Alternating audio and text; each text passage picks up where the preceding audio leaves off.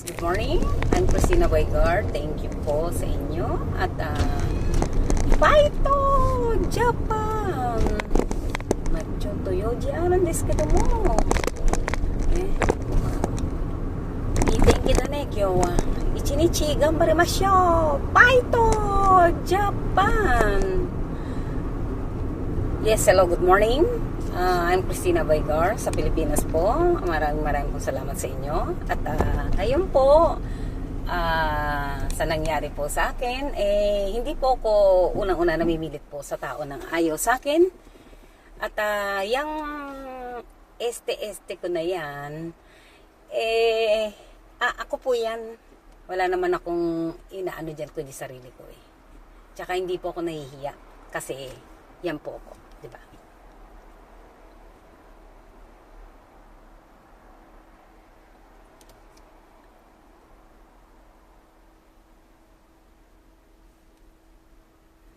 Japan po ito, sa Gunmaken Otashi po. Ito ni Subarashi ne. Nihon Subarashi. Number 1, Japan. At wala na po akong masabi. Ano man ang mangyari sa akin sa buhay ko dito sa Japan, nakikita naman po ninyo, kahit hindi nyo po makita, marami pong tao sa Japan. Sabi ko naman po sa inyo, once na ginawa ko, paninindigan ko po. Ukol naman po sa mga yung labis kampo dyan na napaniwala ninyo ko na sama-sama kayo na lokohin ako, kayo rin po magdadala niyan.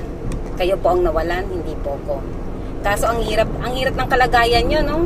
Hindi nyo gusto yung tao tumatanggap kayo ng pera, no? Antitindi ng mga sikmurahan ninyo, no?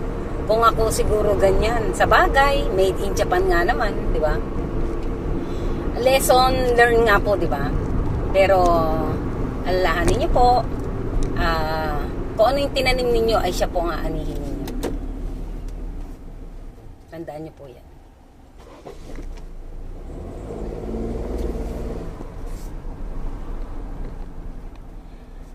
Ito po ang hindi pa po highway to.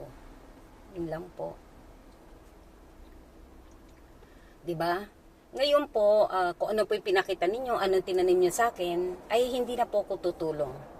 Kasi kaya naman po ako naging madamot kasi po bumili po ako ng sarili ko dahil tama naman, 'di ba? Kaysa naman po maubos sa inyo na binobola niyo lang ako, sinasakyan niyo ako pag may padala, pasensya na po.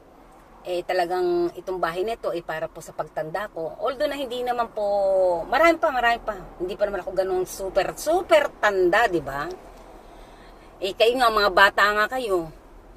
Ang tataba nyo, naitim nyo pa, ang tsatsaka nyo pa. Ano na ang mayroon sa inyo? Tapos gumagawa pa kayo ng labis scam, di ba? Konting hiya-hiya naman sa nagtatrabaho sa OFW. Paano kaya gawin ko kaya na niloko ninyo, ibalik niyo yung pera ko? Ilabas ko yung mga resibo sa bangko at ipabalik ko dahil niloko ninyo ko. Kaso hindi yan barya, di ba?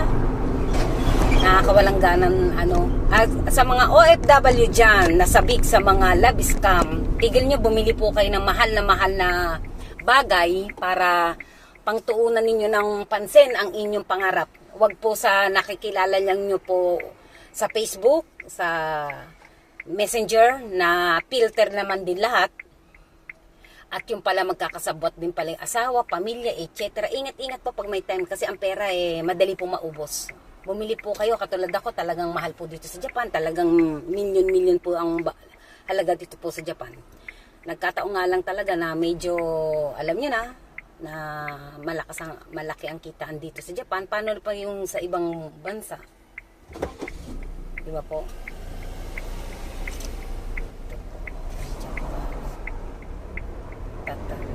I'm Christina Boygar. Di ba?